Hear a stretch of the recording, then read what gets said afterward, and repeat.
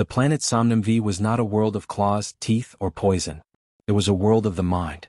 To the casual observer, it was a dreamscape, rolling hills of soft violet moss and gardens of the most beautiful, intricate flowers in the galaxy. But for any sentient being with a conscience, Somnum-V was a death trap. The flowers, known as psych blooms, were biological telepaths. They emitted a constant, low-frequency pulse that tapped into the neural pathways of anyone who stepped onto the surface. They didn't kill you with thorns, they killed you with your own history. The psych blooms would find the deepest, darkest corner of your mind. They would find your greatest regret, your most painful loss, and your most paralyzing fear. Then, through a mixture of hallucinogenic pheromones and localized psychic projections, they would bring those memories to life. You would see your dead family. You would relive the day you failed. You would face the monsters you thought you'd left behind. The native inhabitants, the dream weavers, were masters of this psychological warfare. They were a fragile, ethereal race that lived in towers of woven silver. They didn't need a standing army. They simply sat in their towers and watched as invaders landed, fell to their knees in the fields of sorrow, and eventually died of heart failure or took their own lives, unable to bear the weight of their own ghosts. "The humans are coming," High Seer Vale whispered, looking into his pool of liquid silver. "They are a species of violence and loud machines. They carry much pain in their short lives. Their minds will be a feast for the blooms. We shall watch them tear themselves apart." The dream weavers watched as the heavy, blackened ramps of the human dropships lowered. They expected to see young, fresh-faced soldiers who would be easily broken. Instead, out stepped the first Void Scars, also known as the Iron Hearts. These weren't the shining knights of the human expansion. These were men and women who had been in the trenches of the Gospel War. They had seen ships vaporized in a heartbeat. They had fought the Cracks, the Veil Corée, and the Spectres. Their armor was scratched, dented, and covered in the dust of a dozen different worlds. Their eyes were deep-set and tired. Colonel Mad Maxon led the way. He was 70 years old, held together by sheer spite and a few cybernetic implants. He didn't have a high-tech mental shield. He just had a pack of unfiltered cigarettes and a heavy-duty shotgun. "All right, Scars," Maxon growled into the comms, his voice sounding like two bricks rubbing together. "The eggheads say these flowers are gonna try to show us some scary stuff. Ghosts of the past, regrets, all that. Just remember the briefing, it ain't real. The only thing real is the mission. Keep your boots moving." As the squad stepped into the Psych Bloom fields, the nightmare pulse hit them with the force of a tidal wave. The air began to shimmer. For a young soldier, this would have been the end. Suddenly, the violet mist around Maxon began to take shape. A figure emerged, a young woman, her face burned and her eyes wide with terror. She was a colonist Maxon hadn't been able to save 40 years ago on a moon called Cinder 3. "Why didn't you help us, John?" the ghost whispered, her voice a psychic needle in his brain. "You left us to burn." Maxon didn't stop. He didn't even slow down. He walked right through the center of the projection, his boots crushing a psych bloom beneath his heel. He didn't look at her. He didn't answer. He just adjusted the strap on his rifle. "Target 1 is the Silver Tower," Maxon said over the radio. "Let's move." In the high tower, Vale was trembling.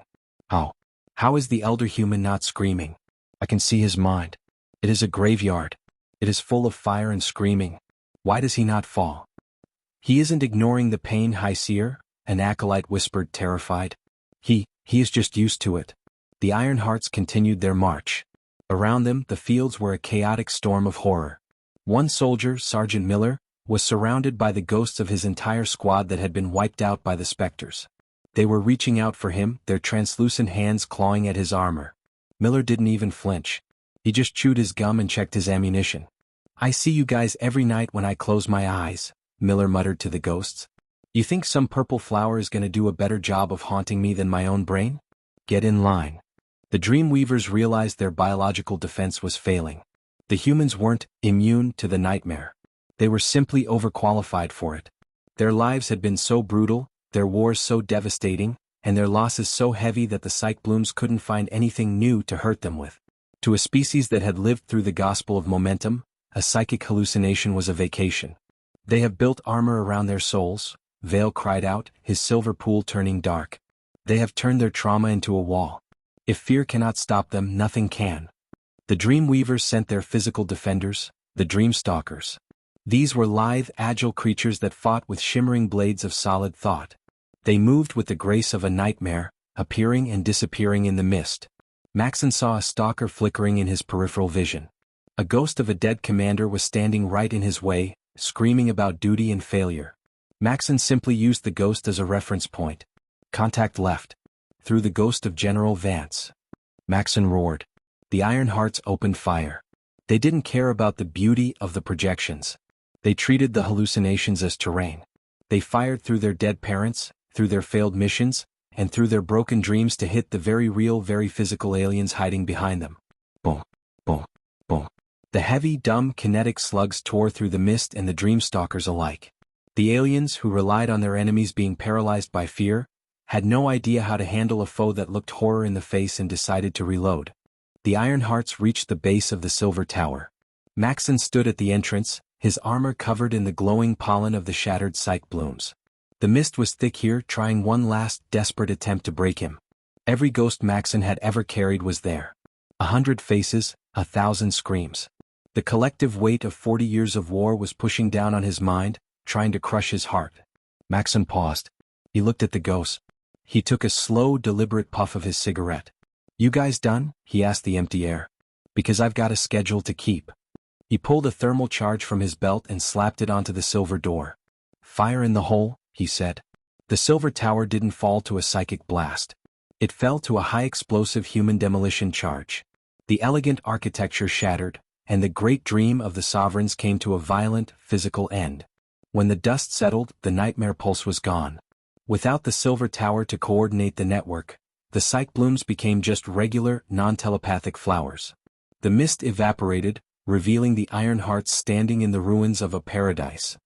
High Seer Veil was pulled from the wreckage. He looked at Maxon, his eyes full of a new kind of fear, the real kind. "How can you live?" Veil gasped. "How can you carry so much darkness and still walk? Still fight? Our world was meant to be a mirror of the soul." Maxon looked at the alien, then out at the gray, industrial human ships descending from the sky to begin the mining operations. "That's the thing about mirrors, Seer," Maxon said, flicking his cigarette butt into the silver ruins. "If you've already spent your whole life in the dark, you don't care about the shadows. We didn't overcome our nightmares. We just learned to live with them. And once you do that, well, you're the one who becomes the nightmare." The conquest of Somnum-V was the fastest in the history of the Biome Dominion.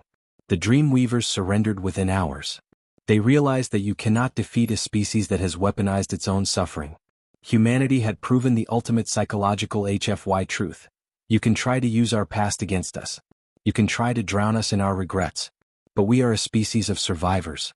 We have been forged in the fires of our own failures. Our nightmares don't stop us. They remind us why we're still fighting. This has been Apex Sci-Fi. The ghosts are quiet. The mission is done. If you enjoyed this victory of human will over psychic horror, hit that like button. Comment below. What's the one thing in your past that would make you an Iron Heart?